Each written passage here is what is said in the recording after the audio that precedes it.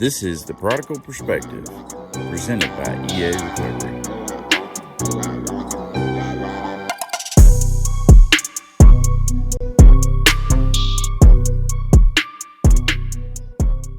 Welcome back to the show. We are your hosts. I'm Damon.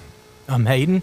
I'm Justin. I'm Daniel, and we are The Prodigal Perspective. All right. So this conversation this week is about more than recovery. It's about redemption, identity, and what happens when God steps into the middle of your situation, your brokenness, and he rewrites the story.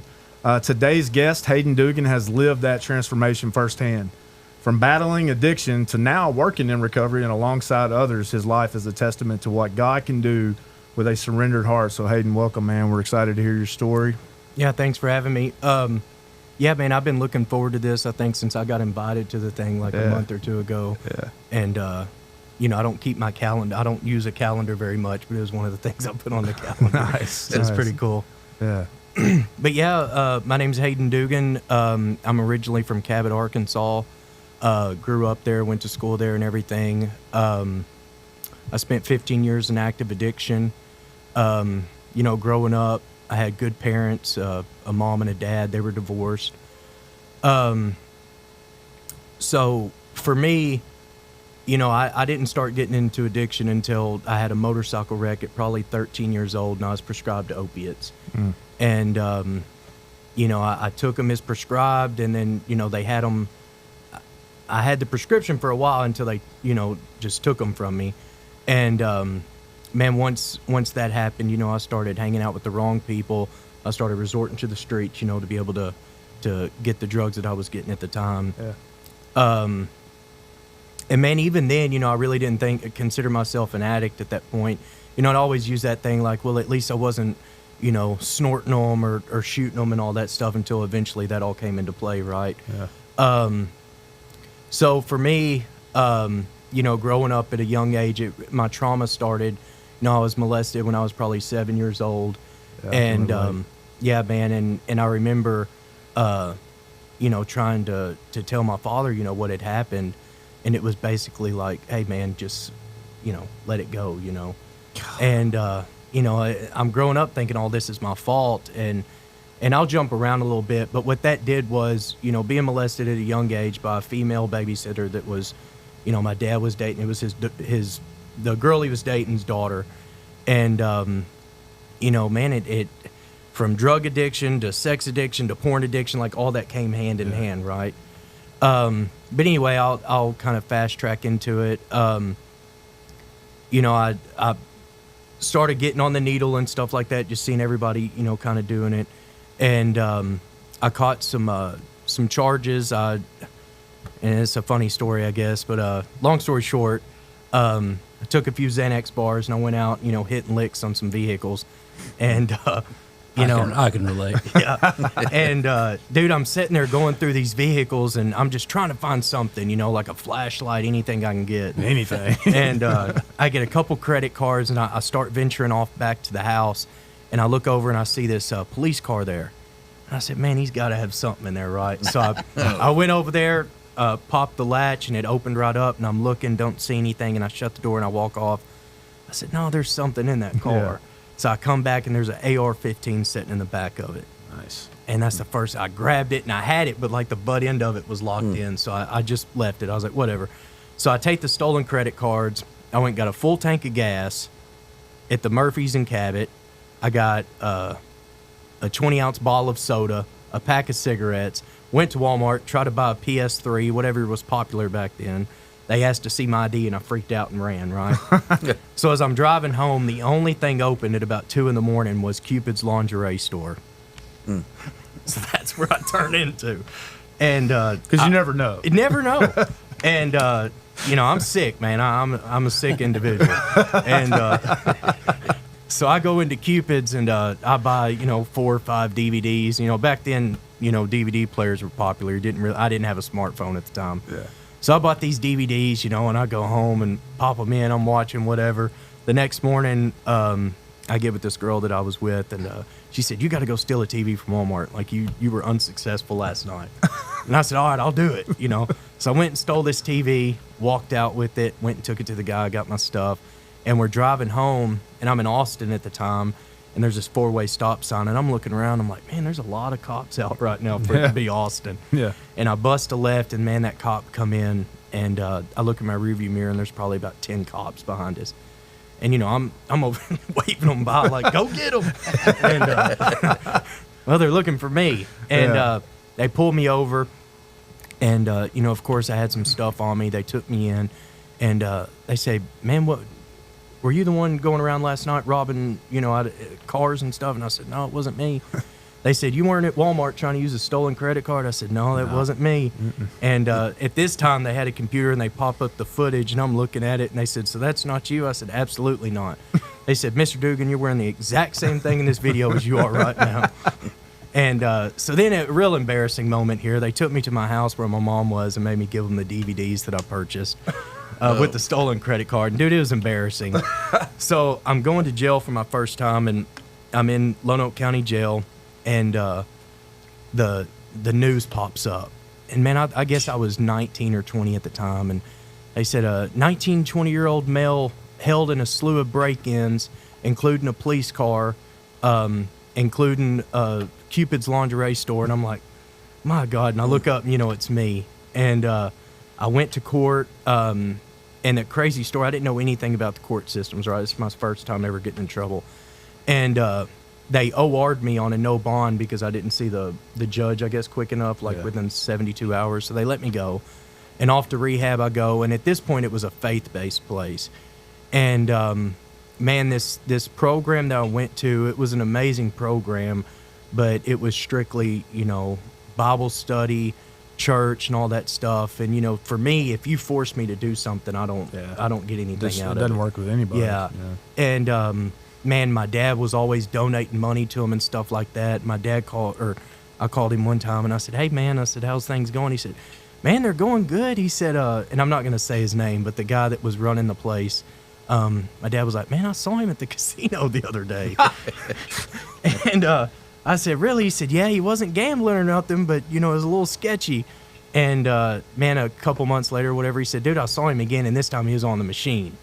And so at that point, I was like, man, these places are just corrupt, you know, and all this stuff. So I had these misinformation perspectives of, you know, what the program was. So anyway, I get out of there, I get on some probation, and this is when it really started taking a toll on me, right? I started getting into heroin and using a syringe at this time. And my sister, you know, she was starting to dabble into stuff. And, man, my sister was my best friend. I mean, she's truly an amazing person. Heart of gold, would give you anything, you know. And so my sister and I started, you know, using together. And I remember I got some more charges. Dude, I've caught so many charges. I don't even know what they were at this point. So I'm off to prison for the first time. And scared to death, you know, I was worried, you know, about what was going to happen. I've heard all these stories, you know, and I was like, there's no way I'm going to survive. I'm not going to survive. And anyway, I had a decent prison experience. Nothing too bad happened. And I come home on June 6th of 2015. And I get a phone call, or about a couple days go by and we get a phone call. And it was my sister's grandmother, and she said, Hayden, Haley was supposed to be here in Batesville last night, and she didn't show. And I thought that was odd, you know, so we went by my sister's house at the time. Her car was there, and we had a key. We opened the door, and as you walk in, the front door's this, it goes like this, and then it's the hallway. And as soon as I bust that right into the hallway, I saw her, you know, legs laying out in the hall. And, you know, I ran up there. And at this point, she's been there for a day or two. Mm-hmm. And I don't know how graphic I can be, but I'm just going to go by from what I saw, right? Fine. And, you know, she was black and blue. She had ants crawling on her. I mean, it was a pretty rough thing. And my stepfather left to go get my mother to tell her. And I was... How bad off I was I didn't even... I mean, I obviously noticed my sister, but I literally stepped over her to grab the substance that she was doing to start making my own bump. You know what I mean? Mm-hmm. And thank God that the paramedics and stuff got there before I was, because my head wasn't even right to where, obviously she didn't make it off the substance, so therefore what makes me think that I'm gonna make it? That's real, man. So that's when it really, really started kicking in. I told myself I wouldn't use fentanyl because that's what, ultimately took my sister. And from that moment on, man, I mean, that's all I lived and breathed. Like that was my substance of choice. And, man, the needle started becoming, I mean, I wouldn't do it unless I had the needle. Yeah. I'm living with this girl in Conway because for me, I can't do anything independently. I got to have a woman that's got a car and a house. If you let me drive your car one time, I might as well be on that title. You let me live, you let me sleep on your couch one night. We go together. I might as well be on the, Yeah. So I'm living with her, obviously, because she's got a house and a car. And, man, I mean, I didn't have to work. Her family was financially well, so I was taken care of. And so then I catch some more charges on my way to prison for the third time. And I get there, and COVID's going on at this point. And so I got a 6-year sentence on less than a quarter gram of dope. That's out of Faulkner County. And so I'm headed back, and I get to diagnostics, and I'm sitting there waiting, on everything to go on. And they come up to me, and they send me to the captain's office, and then they asked me if I knew Joe Dougan. I was like, yeah, that's my dad. And they were like, well, man, we found him, at his house deceased from a heart attack. And, so I'm having to do this time, and I can't show any signs of weakness, right? And so COVID's going on, all this crazy stuff's going on, and it's finally time for me to get released. I get released, I parole out to my mom's house, and, I get a phone call, and they were like, hey, man, your dad left you his retirement, he left you all this money, and, at this point, I'm so selfish, I don't even care about my father, it's like, how much money did he give me? Yeah. And I'll just be transparent with y'all. It was his retirement, and he had it like all in these trust funds and stuff. And it totaled up to like right at $500,000, right? And when they told me that I had this money, the first, what does it take to get some of that? They said, well, all you got to do is ask for a check, and we'll send it to you. Golly. And I said, well, shoot, why don't y'all send me a $20,000 check right now? And say, send me the $20,000 check. And dude, I ain't never had nothing. You know what I'm saying? Like, so $20,000 was a lot to me. And I remember going to the bank, and of course I ain't had no bank account ever. And so they're like, you got to deposit it, whatever. And so I finally get the money. I get $20,000 cash, and I go and buy a little car to get me around for a little bit. And I mean, the rest was on God knows what. So I finally get my own spot and all this stuff. And man, the money's starting to run dry. Like, I mean, I'm not working. I think that I'm set for life. And so then I catch myself, and all this time's going on. Like, I'm leaving a lot out, but I'm steadily running from the parole office. I'm steadily going to do 30, 60, 90-day sanctions in the county jails. I'm steadily going to TVP, SSP, all these things. And I remember coming home the last time, and dude, I let everything go at this point. The girl that I was with at the time that I thought I was in love with left me. And I'm literally shooting dope with no lights, no water. I'm using the restroom in 5-gallon buckets, waiting for my neighbor to leave so I can run an extension cord out and hook up to his electricity. Then I'm mad at him when he unplugs it. You know what I mean? And so, man, and like I said, man, I blew through all this money within about a year and a half's time. And the car that I bought was like $5,000. I mean, I literally spent the rest on, dude, prostitutes, substances, motel rooms I didn't even stay in. I mean, I just thought I had all this money that I was set and nothing could ever happen. And dude, I'm steadily losing people. All my friends are dying, and like, dude, I don't care. Like, I just want to be left in my house and shoot dope because like I'm content with that. And I remember I left one day on a Friday to go pick up some stuff, and I come home, I met at the truck stop in Cabot. And I sold a little bit to this person, and there's this car on the left of me. They were watching me, but I was like, I ain't worried about it. So when I pulled out, once again, cops hit me up, and they pull me over, and they find the stuff that I had on me, and they basically pulled me aside and said, you want to talk? I said, man, I'll tell on whoever y'all want me to, as long as y'all don't take me to jail. And I remember telling them who I was getting the stuff from, and this is how ignorant I was. I literally told on the guy. They said, all right, we're going to let you go, but you got to come back in Monday and wear a wire and go, do an undercover buy on this guy. I said, no problem, no problem. They take me back to my car that they impounded. I finally get it back out, and I go to the same dude I just told on and get some more stuff, right? So I go home, stay the night there, and then Saturday I need a shower. Ain't probably had one in about a week. My mom said, come over to the house. You can get a shower and some food. And so I go there. I'm on my way there. My car breaks down, and cop, helps me pull it or push it out of the way. And he said, man, you're absconding on parole.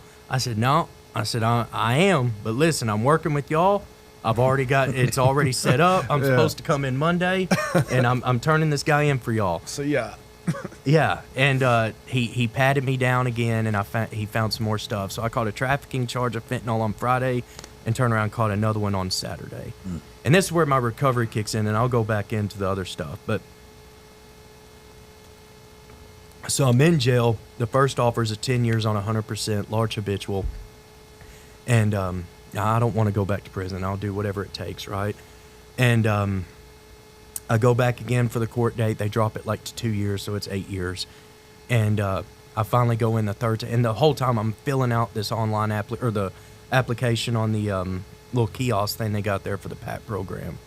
And they finally called me in for court early, and they said, man, would you take the PAT program? I said, of course. And at this time, like, man, anything to keep me from going to prison, like, I'll do whatever it takes. And so I signed for the PAT program. Things are going okay. And it's time to get out.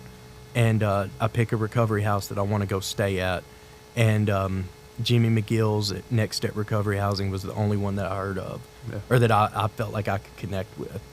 And I'll never forget when I first got there, I was nervous. I didn't know what to expect. And as soon as I got there, like 7 of my friends, walked out. And I was like, oh, man, that's where y'all been. Thought y'all been incarcerated or something. And, man, it just felt like home, dude. And I was able to connect with everybody, and I started getting close with Jimmy, and he started taking me on trips. And, he took me on my first airplane. I never really left the state of Arkansas until, I moved up there. And I've been to Washington, Texas, Memphis, Alabama, everywhere, all these places that he's taken me. And I was working on a chicken farm up there, making some pretty good money. And Jimmy called me one day, and he said, man, what would it take for you to work for me? And I said, I don't know, Jimmy, I make about this much money, And he said, well, I can't give you that. He said, I'll give you $250. I said, well, it's about $500 less than what I'm making.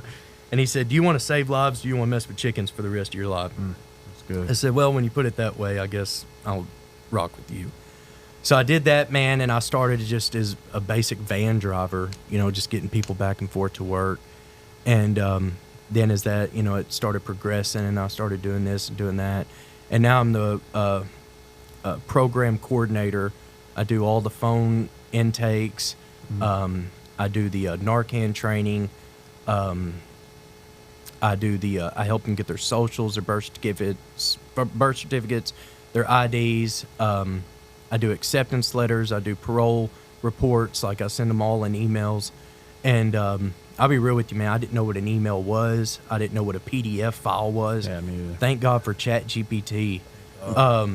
And I didn't have no GED. I didn't have none of this stuff, Right. And still to this day, I'm still using Cash App as my bank account because I'm not there yet. But man, I got my GED. I started, saving a little bit of money, and so then I got into I wanted to do peer training, and so that's what I've been doing this week. Tomorrow's my last day of class, and it's been really cool, man. Getting to work up there with the recovery house and getting to see all the guys. Like, man, a lot of them come in just as broken as I was, and seeing them, like get their ID for their first time, or paying off a fine or something like that. It's just so fulfilling.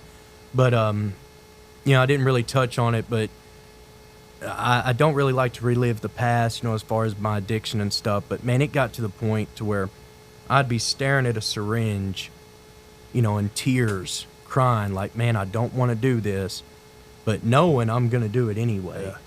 And, going out in the trash cans and looking for syringes that I threw away, that praying to God that the tip ain't broke off or that it would sharp enough to penetrate the skin and stuff. And, for me, and that's why, on my social media and everything else, I'm so, uplifting with recovery because, used to, there was no way I saw past a day of sobriety.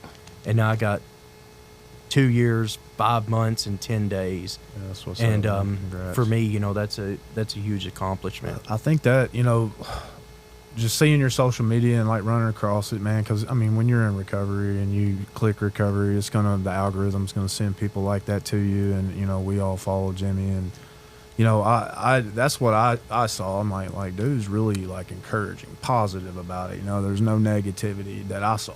And that's why I wanted you to come down here, and just to share that. And then like Daniel told me about your story, and man, just hearing that and like the realness and the transparency you have, bro. Like, dude, I would never tell anybody that I still have Cash App for my bank account. I wouldn't, but that's real, dude. And that's, I appreciate that a lot. So what's the day-to-day like at Next Step? So for me, I get up at around 8 o'clock in the morning. I got a dog named Biscuit. He's worthless, but I love him to death. I'll let him out and stuff. Yeah. And I get to the office typically at about 9. The first thing I do is check my emails. I'll check my emails. Any parole officer or a hired attorney or something that needs some type of documentation showing that they're in there, I'll send something over to them. That phone that's a job on its own. Yeah. I remember one day from 8 to 9, I accepted about 23 phone calls within an hour's time. And the thing with me, though, just because we're full doesn't mean I don't provide resources. Like, right. That's how I try to talk to them like, hey, do you have insurance? Do you not? Okay, if you do, this is what I suggest. Yeah. I'm going to give you the number. I'm not going to call them for you. Right. But here's the number. Tell them that I sent you. Tell them that Next Step Recovery Housing sent you. And hopefully they'll make the call. But, for me, it's just being able to communicate with the guys and hang out with them. Because, man, in my addiction, dude, like, the only friend I had was a sack of dope and a syringe. And for me to be around all these guys and pour into them and help them and, encourage them and to show them that what I've been through and that, just basically tell them that it's possible. But, I was doing the drug testing and stuff like that, but I'm guessing as a peer I can't do that no more. But I didn't know that. Yeah. Really? Wow. Yeah. I didn't know that. Yeah. I didn't know that. That's So crazy. you're not supposed to be seen as like a authority figure. Yeah. You know what I mean? Like you're supposed to be a peer. Yeah. that's Like what's you up. can't have any kind of authority. Like it's kind of a double-edged sword because they'll say like whatever your employer tells you to do, you need to follow those standards and do it. But then it also says, you're not supposed to drug test. And I did that the whole time I worked as a peer too. Like I wouldn't drug test or anything like that. I Which can see makes a lot why. of sense. Yeah. I can definitely see Yeah, why me too. because, it's like me as a case manager. I'm assistant director, and then I'm also their case manager. And so, like, I work with the Hope Hub system. I don't know if you're familiar with that 100 Families Hope Hub model. Anyway, we utilize that with our men. And so every man that comes through here, they have a case plan and an action plan and all that. And then we assess them in the 13 care areas and figure out what they need. But, like, it's sometimes hard to walk alongside them and be Yeah. a director, too, because it's like, all right, man, well, why didn't you do that? Dude. Why didn't you go get that bank account? 'Cause Yeah, dude, I'm bad. Like somebody will come in, I'll be like, and it's just went like that. I'm horrible with boundaries, right? Like Me too. I suffered so long of wanting to be accepted so bad. Like I'll be speaking 1,500 people in there, and I'll watch one person walk out, and I'm following him. Hey man, why are you why'd you walking leave? out? Yeah. Like why Yeah. are you? Minus the other 1,500 Yeah. people in there. I want to know why that guy got up and used the restroom, right? Yeah. So for me, when these guys come up like, hey man, I'm struggling with this, like, well, here, let me do it for you. Yeah. And I got to realize I'm not teaching them anything or helping Yeah, them. you can't. And everything I've done, like, man, and I will say real quick, like, if it wasn't for Jimmy and Chelsea and my sponsor, I work a 12-step program. Yeah. Without them three, man, I wouldn't be where I'm at today. Yeah, I mean, sure. I got to give them all the credit, and, but they've been amazing. But, yeah, I'm just really bad about that. Like, I want to do everything for you, or, like, you need to do it this way. This is how I did it, Yeah. Yeah, there's no cookie cutter to Yeah. it at all. I try to give everybody a few resources And then, we come back and we evaluate every 30 days instead of every 2 weeks. Yeah. But then, if it ain't done, it's like, all right, now we got to figure out. Yeah, why are you not doing this? Why have you not done it? I mean, I think that's the hardest part, man, is like getting through to some people. What do y'all do? I mean, like, how do you get through to someone after 2-3 times? Like, dude, why won't you just listen to me? Yeah. So for us, like, we're set up in phases: phase 1, phase 2, and phase 3. If you want to go on weekend passes and stuff like that, you got to show some type of progress, right? Phase 1, you've got to have a social security card, a birth certificate, an ID, a bank account. You got to have been through Narcan training and all that. So those are incentives to, like, okay, if I want to be able to go see my girl on the weekend or go home, I got to do these things. Yeah. And we've had a lot of people, like, we've had people go out, go get high, and and even then, dude, like, we don't kick them out. Like, but I will say this: when I was doing the drug testing, I've drug tested people, and I mean, I know they're dirty. Like, I'm looking at them, and I'll look at them like, all right, man, what's up? Yeah, like this. They're like, man, it's not a true story. And man. here it comes, dude. I've heard them from. They were deer hunting. They shot the deer, I guess. First of all, they're probably a felon. They don't need to be shooting anything. Right. And they shot the deer. They ate the deer meat, and he had to have eaten something that caused That's it. a real story? Yeah, he I've ate heard it some all. weed, man. I've heard they were performing some type of sex act on their old lady, Oh, and obviously she was using, and it caused it. He set his coffee cup down. And he got up and went to the restroom, and they had to put something in it. Yeah. I said, man, I don't know what kind of people y'all are hanging out with, but I didn't get those kind of options. Right. But we give them opportunities, man, and that's one thing I love about Next Step, dude. They we basically meet you where you're at. I mean, there's guys up there that literally come in with a backpack of clothes, and they didn't have nothing. And there was one of my friends, when he left, he didn't have anything either. And I mean, he done saved up like $20,000 and was able to get a car and start his own business and stuff like that. And that's one good thing I love about Jimmy. There'll be people that'll come in. And one of my really good friends, Carlos, Jimmy asked him what his dream was. He said, I want to be a barber. And he said, okay, well, when you graduate the program, we'll see where we're at. And sure enough, he graduated the program. The pastor of our church at Link and Jimmy sent him to barber school. Wow. And then now he's about to graduate, and they got him an office space to where he can start doing haircuts. See, and that's what we talked about last week with another guy about, finding purpose outside of the recovery home. Great. Yeah. You've done recovery. You've got the job that needed to lead you toward, the goal that you've set. But, like, what's the trade? Yeah, because I feel like one of the things that happens is, like, and I'm not saying by any means that everybody can't achieve what we've achieved, but, like, it's, like, very rare. Yeah. Like, it's rare that it's, like, only a God thing that I am the assistant director of the program. There's just not a lot of those opportunities are not going to happen for everybody. And so I think a lot of the guys that come to our recovery program, they set us as the standard, like me and Damon. Yeah. And they're like, man, I want to do this for the rest of my life. And while that's admirable and it's good, and, like, we want to promote that as well, It's not real. you've also got to have a tangible goal that we can, like, so what is your year mark? Man, I want to be where you're at. Well, dude, great. I'm not saying God can't do that, but, like, what's something else that, like, until you can get to that goal, till you can, so you can achieve it. Like, it took Damon 3 years volunteering coming back, to make it took program me, director, basically what you do, you know what I mean? It took me 3 years to do that. I worked maintenance actually in this building while I was volunteering for M18, and, like, at the first year, Amber and I and my wife, we rented an apartment where M18's at, and then the second year, like, Blake and Ashley gave us their old apartment, and we lived there rent free, and I was just volunteering. And each year, like, it built on something. And then that third year, like, I was the first full-time employee of M18. After that, we came here, and now Blake and Ashley are doing their Akron thing. And so me and Daniel have started running the program, man. And it just, it didn't happen overnight, For sure. And I think a lot of people look at us and they're like, man, that's what that's our goal. Well, I think you need to have better that's goals. fine. Yeah, a lot of people in early recovery want to work in recovery. Oh, of course. Like, Yeah. And it's great for them to want to, you know what I mean? Yeah. Like, I love the fact that you have all the peers and things like that. And, like, if I can encourage them, that's where I start. Like, hey, just go do peer right now. Like, get your 2 years. Yeah. You know, get everything else in line. Like, you can stay with us or whatever you need to do. Like, how do you feel And about so- never having any money and working 16 Yeah. Literally 24/7. Yeah. And like, Yeah, and that's where it that was that. boundaries thing came in. You know, like I had the work phone and my phone, and so many people reach out on my personal, and then I've got the work phone, and like, dude, I'd answer a phone call at 1 a.m. You know, because I felt like I had to. Yeah. And my whole thing was, if I didn't answer that phone call and that person went out, OD'd or something like that, like it would be on my conscience. Like, man, if I would have answered that phone call. Yeah.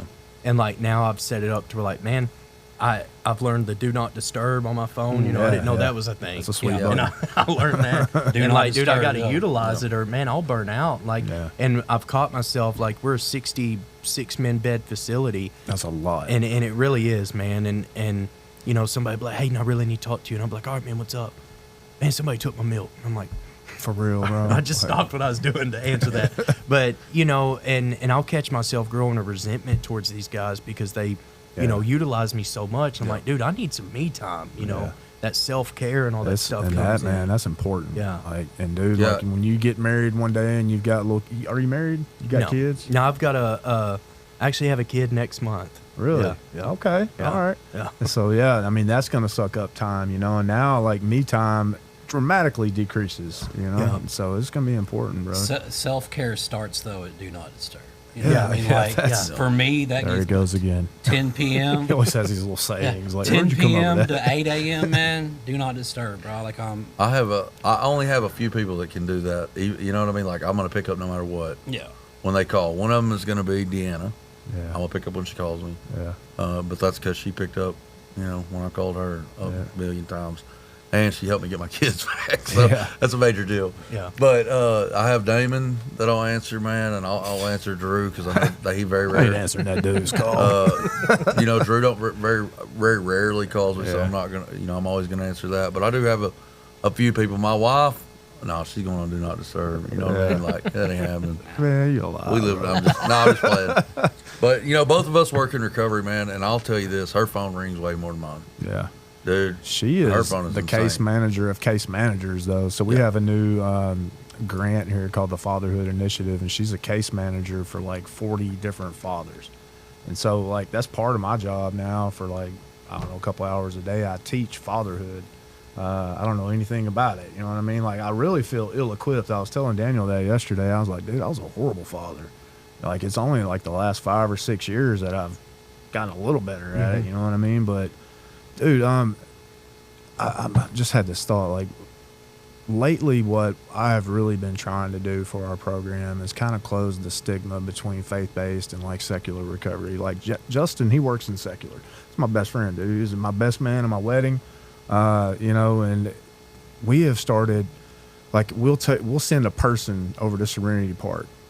Rarely send them over there, but we've had success with it. Special cases. Special cases, you know, Yeah. like, dude, if Like you're we 6 were, times yeah. and you haven't gotten it yet, why don't you go hang out with Justin for 60 days and then you can come to us? Get the clinical But- side of it, then get the faith-based side of it. Yeah, man. And so that way you're not just, well, here's the Bible, buddy, like, figure it out, you know, and then on that side, like, you know, well, the doorknob or whatever, you know what I mean? And so, like, we're really trying to close the stigma, man, and just be the program that, dude, get off the dope, you know, come here, like, get off the dope, yes, and I'm gonna tell you about Jesus, you know, that's happening. But man, get off the smack, dude. Let's get your life in control, you know. But one thing that I've noticed about y'all, man, I've seen it too at Next Step, man, is that community aspect, man. Yeah. Y'all Yeah. just drive that home.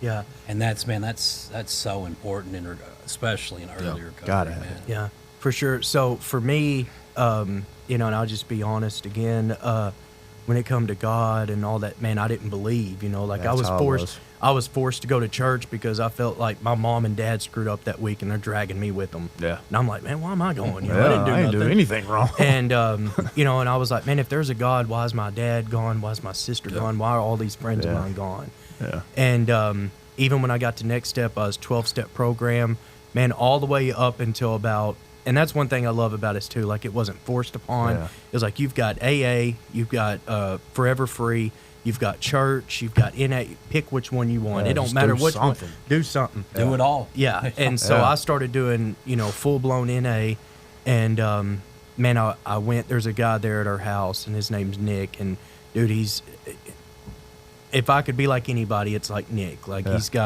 he's really good he's really big with the church, and I just see this glow about him. And I just walked out. I said, dude, I don't know nothing about God. I need to know. Like I'm doing everything great, but like I'm spiritually unfit. Like I don't know anything. Like my life is okay, but like I'm depressed. I'm all this stuff.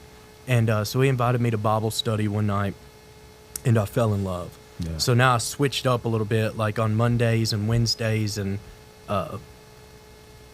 whenever it's Monday. Anyway, it's 3 days a week. I go. Yeah, you said you weren't good with a calendar. Yeah, no. I'm doing something that involves the church, you know, and at Next Step, you got to go 3 AA meetings a week, and then you've got 2 authentic manhood classes. Nice. And then Sunday, you're serving in the church and attending a service. Dude, we do that y'all on Sunday too. So I've been struggling with, like, we already ask our guys to do a lot. And, you know, sometimes it seems like they do a lot. Yeah. And then there's times where I hear of other programs and they've kind of got this bar set a little bit higher. Yeah. And so my understanding, and I'm asking because, like, I'm thinking about leaning that way too, but what it sounds like to me is y'all got almost a meeting every night. Yeah. And that's good. But see, that's where that phase things comes in. So, like, phase 1, you've got to go to 2 authentic manhood classes. Phase 2, you only have to go to 1 authentic manhood class. Phase 3, you don't have to go to any, but you still, no matter what phase you're in, you have to hit your 3 meetings a week. Yeah. You still have to be in the church on Sunday. You have to serve in the church.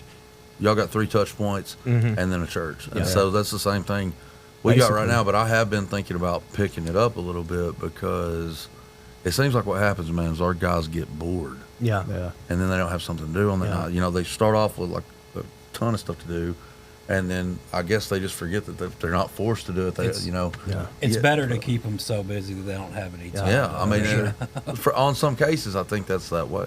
I'm kind of partial the other way too. Like I'm on that. Like I love them busy, but I'm like, man, them dudes need some downtime. But I tell this one right here all the time, bro. Like, take some time off, please. Yeah.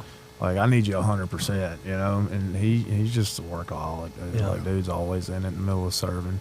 Yeah, that's good, man. So, phase 1, do they keep their phones, like, the whole time? Yeah, so when they first get to us, they're on a 7-day blackout. And all that blackout is like, when you get in, you can't leave with anybody other than, like, me or another staff member. Yeah. We don't take your phone. We don't do none of that. And then the first 30 days is a probationary period. So I'm evaluating you and see if you're going to be a good fit. The only time I'm ever decided that somebody wasn't a good fit is they needed more mental health, services. Yeah, that's a big one. And we can't provide that. And that's one thing that, I mean, so like we don't take Suboxone, Subutex, Methadone. I was gonna. We don't take anything like that. I love that. What's the other one? Abuse bars. We don't do that. Well, I'm just now hearing about abuse bars. Yeah. Like people abusing that. Is that a real thing? Yeah. And Wellbutrin too. We don't take that. Yeah. And the reason why we don't take any of that is because we've obviously had, some type of thing happen. Yeah, like we don't just say, hey, no, you can't take that. Like something has happened to where we had to do something. It's just like why we don't vape. Yeah. It's not because we hate vaping. Yeah. I mean, it's because they set off every fire alarm in the building. Yeah, I would love to vape again. We can't have nothing nice. I mean, for real. Somebody ruins everything eventually, man. Yeah. I quit, all the way because of that, but... Do y'all do any mental health meds? Like, no, and that's one like the intake process, man. Like, if I'm really busy, I'll just send them a thing, say, hey, fill out an online application. Yeah. If I'm not, I'll be on the phone with you. I'll talk to you for 30, 45 minutes, just getting to know you. And if you've had seizures, if you've been in any type of mental institution, we're not medically equipped, right? Like, we don't have medical staff. Like, it's literally me and like 2 other guys that are staff members that work there. I'd like to come tour, man, sometime. Oh yeah, dude. We've got we've got the bunkhouse and the Parker house on the main property. We've got the Hayden house, which is up the road. And then we got the Austin house, which is in Hartman, and it's on 17 acres with a bass fishing pond. Yeah. And it's, dude, when they told me I was going to when I said I was going to Clarksville, I said, man, there ain't nothing up here. This place is boring. Hills. Yeah. And dude, I've literally made my life up there. Like I will never, Jimmy will literally have to throw me out. It seems like y'all have a really good thing going on up there. And that's a good thing. Sure. Like we're part of the church, and then we've got our local parole office. he comes out and cooks for us. Like, we're going to the gym. I'm not. They're going to the gym with him and Yeah. stuff like that. Yeah, and dude. heck, I saw him. I'm on every 3 months, and I saw him the other day, and I said, hey, man, I got an appointment tomorrow, but I'm going out of town. He said, man, I saw you at church. You're good. Come in, this Yeah. time.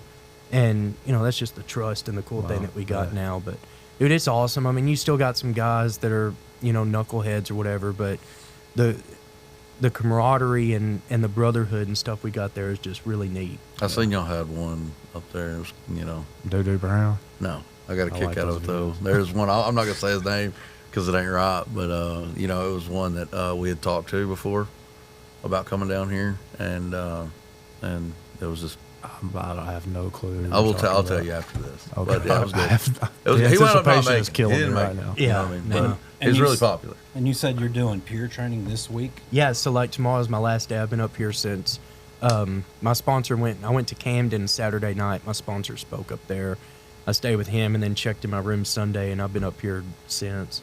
Camden, Arkansas? Mm-hmm. Yeah, that's where I'm from. Yeah, it was a little Well, trip. Yeah, that's He didn't well, I'm tell me actually how from far it Fordyce, but my family lives in Camden Yeah. now. My mom and sister and brother-in-law and daughter live there.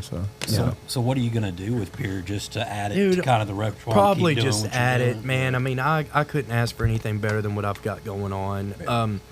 My ultimate goal was at first get the peer training going to the same jail that I came out of and all this stuff. And man, the more and more I'm with Jimmy, the more and more I'm with the guys. Like, you can't put a price tag on. Like, I mean, obviously the money's not gonna get me to go anywhere, but No. I love where I'm at, and it's just a credential to add to Yeah. what I've got. So that's what's up.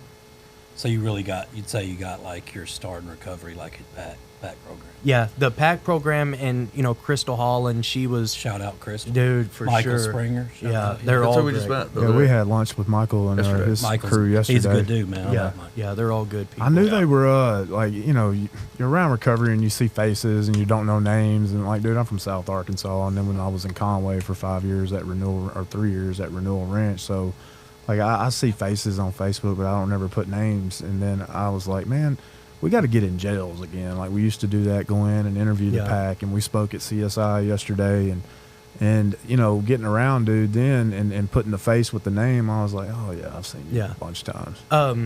I think it's the 15th of April. We're having like Fire Night. I don't know if y'all listen to like Christian rap or whatever, but Clean Slate. I had it put on the Yeah, I calendar. think a couple of us may try to bust Man, it's up a there. free event, and it's at Yeah. our church. I mean, and if y'all want to come down like a night before, a day before, I thought and that guy was tour- supposed to come talk to you.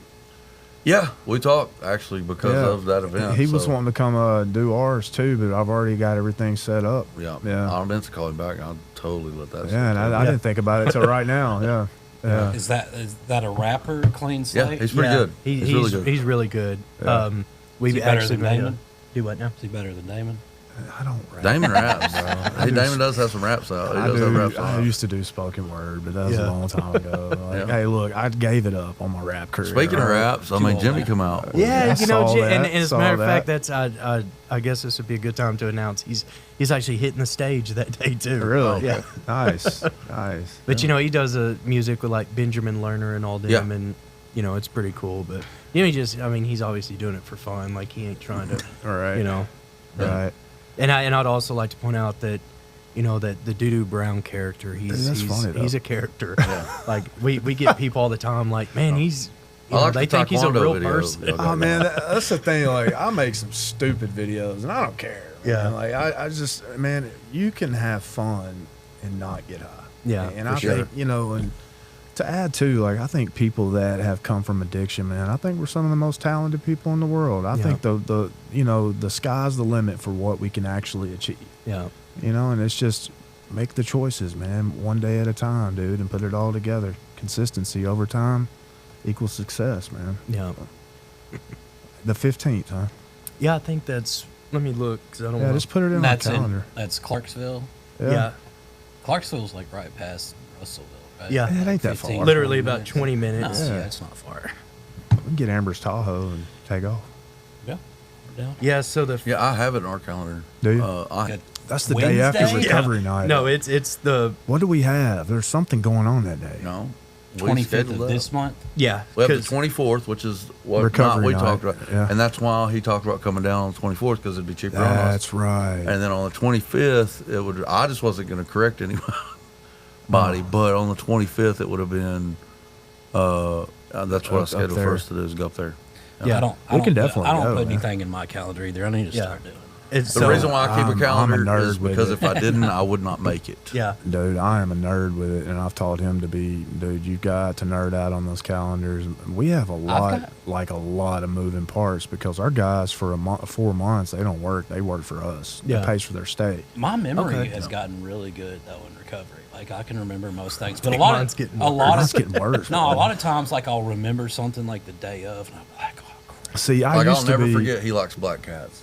You know what I mean? If I could be like a person, that's him right there, Yeah. dude. Like his humbleness and all that. He's funny, but man, okay, come on out again, man. Come on out again. Show your face. We do that with him. But yeah, no. So I looked to the thing that reminded me about the 25th. So the 24th, clean slate's coming down. Link Church, we're all getting together and we're going to the Wrightsville prison, and we're Nice. it's clean slate and all them are gonna perform out there Yeah. on the yard. Oh, that's and- cool. Yeah, and Yeah. they're gonna do a baptism and all kinds of stuff for all the Wow, guys. that is So, cool. Yeah. That's cool. And that's got to be like the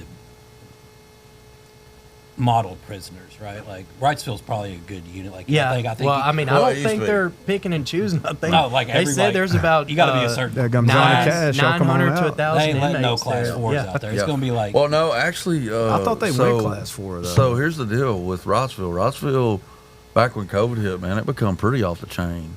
Yeah. You know, I've been in and out of prison my whole life.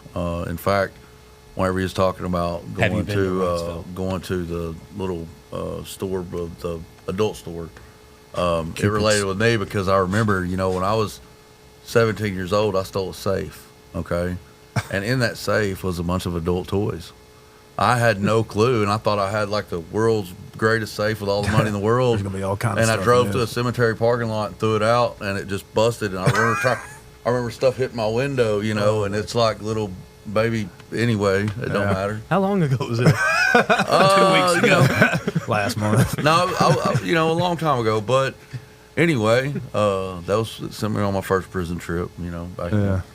But yeah, I'll do that. the moral of that story though is don't take Xanax, basically. Yeah, Because, yeah. I mean, Yeah. I never stole anything. On Y'all probably Xanax. wanna It just edit that made off. me what kind, of, normal. what kind of Xanax were you No, taking? it just bro? made me normal, but I was on No. benzos for like 15 years Xanax, bro. prescribed. I'm taking. I'd wake up with just none of my stuff, just everybody. Just like I everybody. lost my wallet and my phone, but I got 4 other people's phones Yeah. and 3 wallets. I don't know. Yeah, you it's just collect no stuff. good, man. Yeah, That's it's Peter. collect stuff. Yeah, Hey, literally. Come You on get in, it. Pete. It's Come on Peter, in. isn't it? Yeah. Yeah, he interrupts every week. crap. So he's actually our media guy. That is video guru of the world right there. Also a financial Advisor. mastermind. Yeah, Amber and I are hooking up with him and his what? Fatherhood's over with.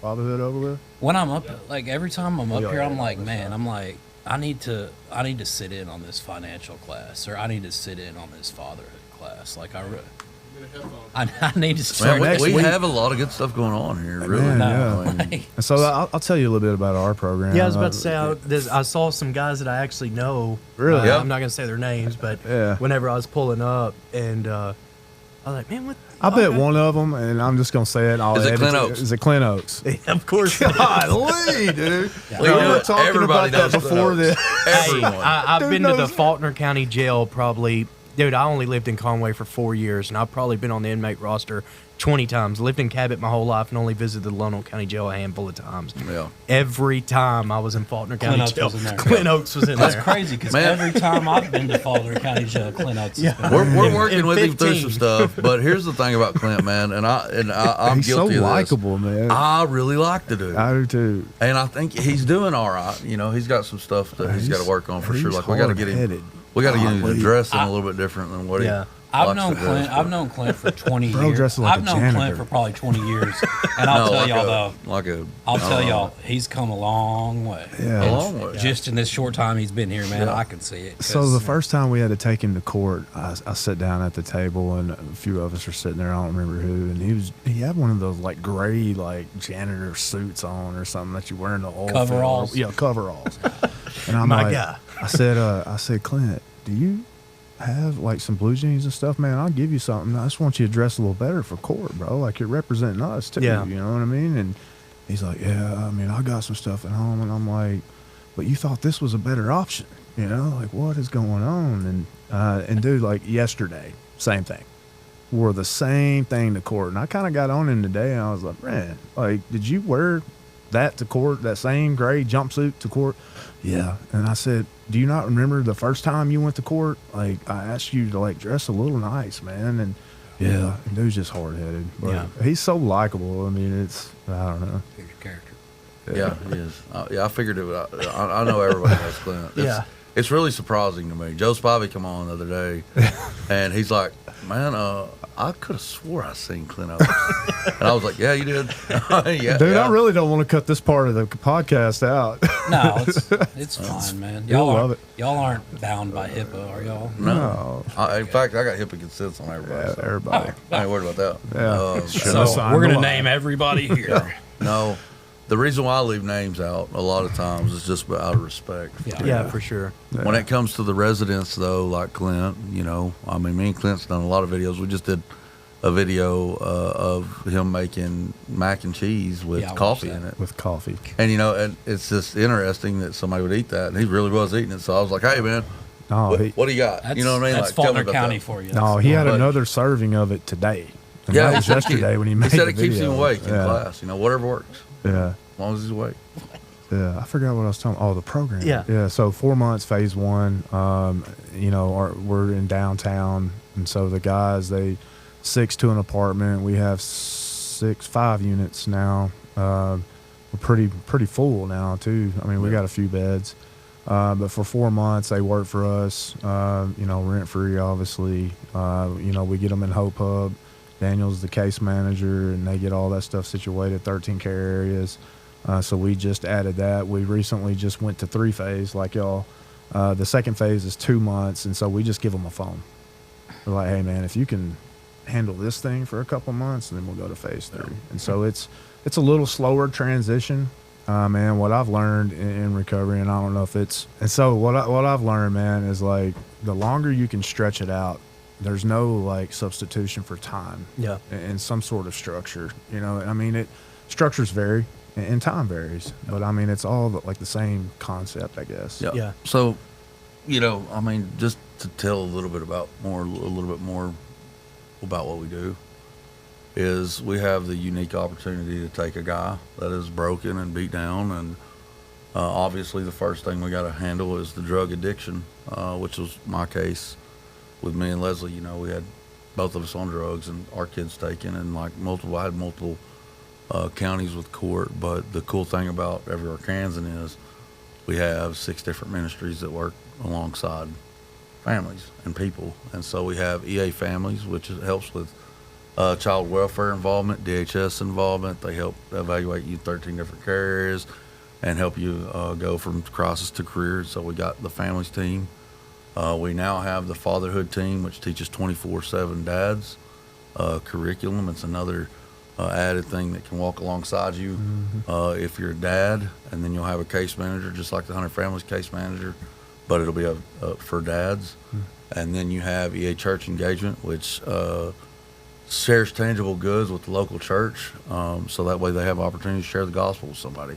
Yeah. And so if we have a family that, you know, comes into the EA families, then we can take that family and say they're missing mattresses or need this or need that. Then we can hook them up with Care Portal. Care Portal can get them out to the local church. EA Church Engagement supplies those needs, and so it goes full circle.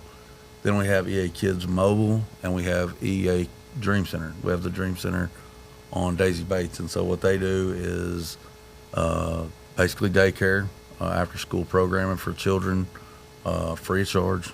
There's no charge. Hold up, And- free daycare. Yeah. Yeah, take Micah, bro.